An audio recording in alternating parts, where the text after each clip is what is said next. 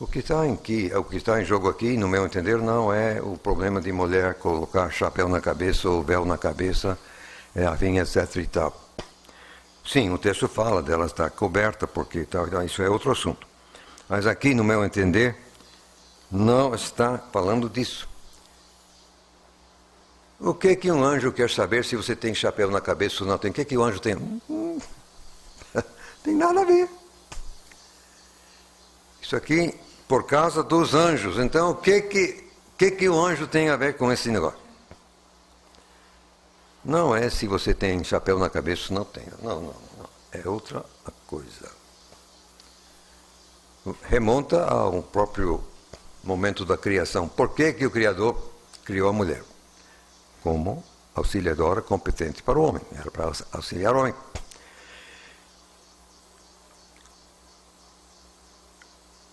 Partindo da declaração do Senhor Jesus, certo momento, quando os saduceus, que não criam sequer na ressurreição, vieram com aquela coisa estúpida de são como os anjos no céu, não casando nem dando um casamento.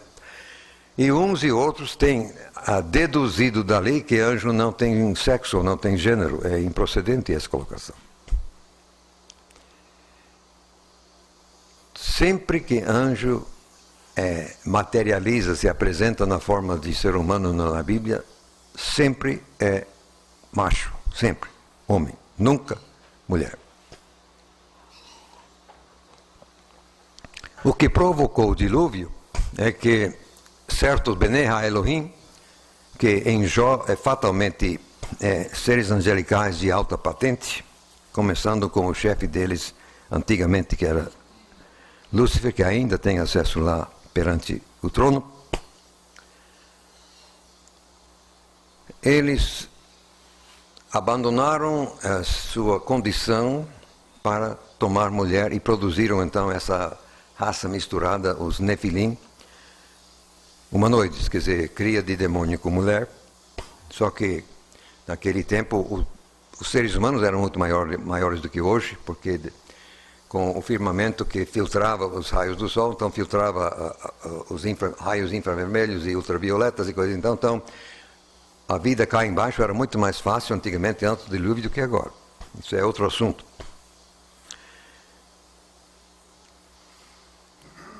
Mas se os anjos são machos, mas não tem fêmea, quer dizer, não tem anja, e não nasce anjinho de qualquer espécie. Então, a fêmea da nossa espécie exerce um fascínio todo especial nos demônios, porque eles não têm fêmea. Então, eles olham para as nossas fêmeas e... Eita, coisa boa, não? Por causa dos anjos. Eu entendo que o que o Espírito Santo está dizendo aqui é que mulher precisa de proteção da autoridade masculina como proteção contra os demônios, no caso. Eu tenho pena, na verdade, das feministas assim, dessas assim, que rejeitam peremptoriamente qualquer tipo ou espécie ou sombra de autoridade masculina. Coitadas. Estão pedindo o demônio. E qual é o demôniozinho que vai rejeitar? Não, eu digo que qualquer uma dessas feministas fatalmente é demonizada. Não tem escapatória. Rejeitam qualquer proteção. Você disse que não tem casa vazia. Não há casa vazia. Também não. Então, no Antigo Testamento também coloca claramente que mulher casada está debaixo da proteção espiritual do marido, mulher solteira do pai. Então está lá. Se o marido ouve a esposa assim se comprometendo com o juramento, ele pode fazer ou desfazer. Ele pode deixar em pé ou não, quer dizer, ele tem autoridade. Filha, e a mesma coisa. Agora, você sabe, como eu também sei, que tem marido que não serve, tem pai que não serve, quer dizer, às vezes a proteção masculina que deveria existir não funciona. Quer dizer, é um toldo totalmente furado.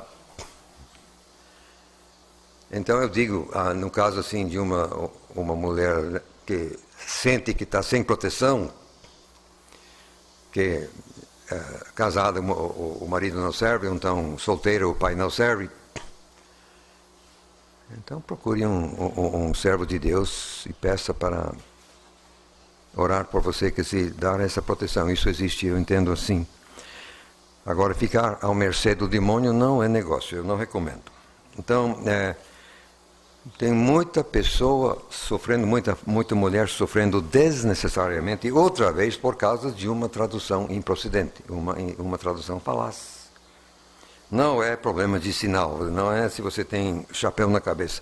Você tem que ter autoridade e proteção masculina. No caso de mulher, quer casada, quer não. Oi? O senhor falou então que materialização de anjos de Deus é só na figura masculina? Unicamente, na Bíblia. Então se houver alguma coisa do tipo de figura feminina, o senhor já afirma que é demônio? É a primeira hipótese. E a probabilidade de errar na hipótese é muito pequena. Olha, não é meu assunto aqui. O que tem disso aí não está no gibi.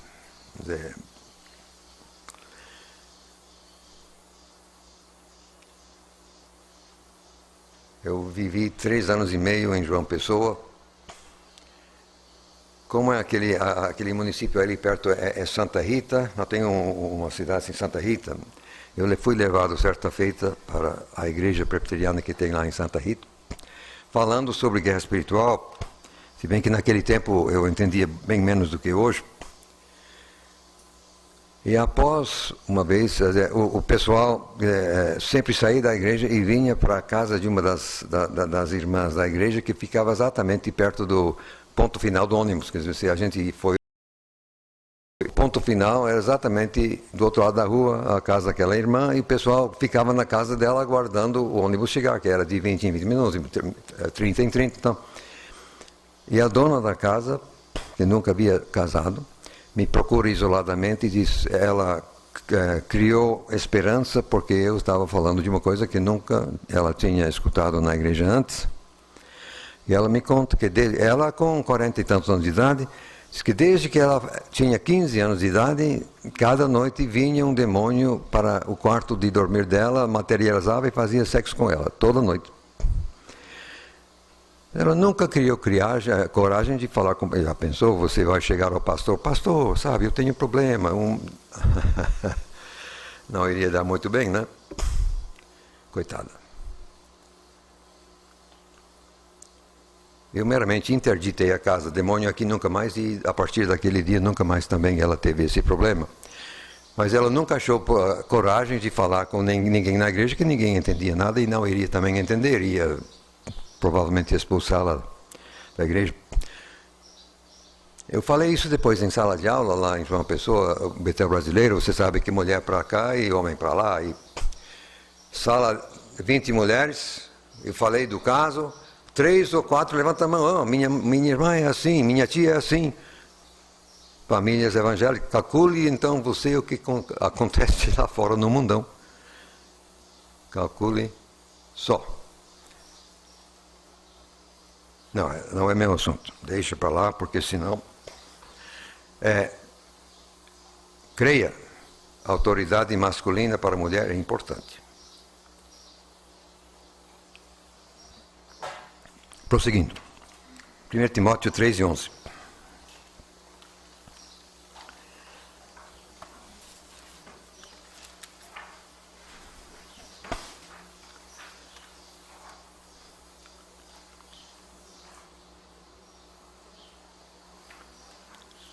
Lendo agora outra vez esta Bíblia, que é fiel.